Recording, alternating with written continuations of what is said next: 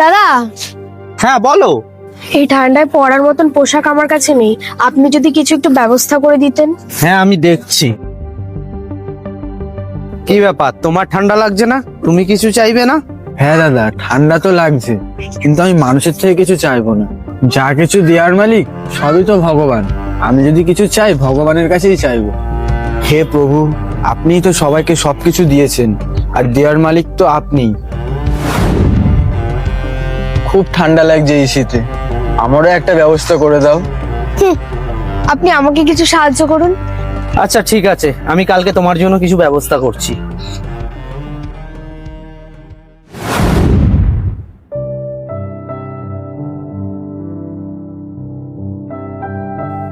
হ্যাঁ নাও, এখানে কিছু শীতের পোশাক আছে, তুমি ব্যবহার করো। অনেক ধন্যবাদ দাদা আপনাকে আমাকে এগুলো দেওয়ার জন্য। দেখ দেখ, তুই শুধু ভগবানের কাছেই চেয়ে যা। কালকে আমি দাদার কাছে চেয়েছিলাম না, দাদা আজকেই এসে দিয়ে গেল। বাপ রে, এখানে কতগুলো জ্যাকেট।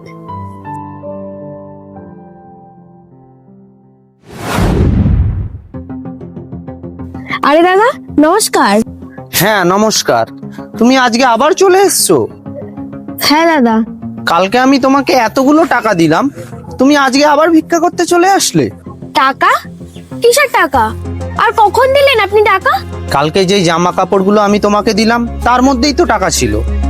জামা কাপড়ের মধ্যে টাকা ছিল? আরে তুই কেন মন খারাপ করে বসে আছিস? দাঁড়া, এই নে, তুইও দুটো জ্যাকেট পর, আর মন খারাপ করিস না, ঠিক আছে?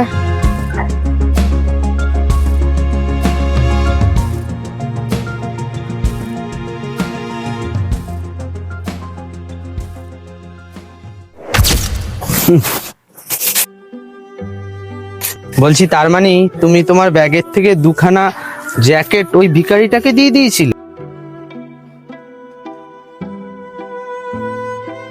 আমি শিওর ওই দুটো জ্যাকেটের পকেটেই টাকা ছিল।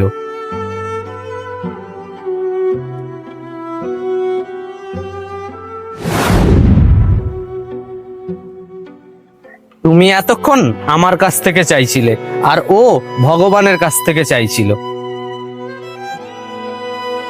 আর এটা থেকে তো বুঝলাম এটাই আমরা, যে ভগবান কাউকে যদি কিছু দিতে চায় সেটা যে কোনো উপায় তার কাছে পৌঁছে যায়।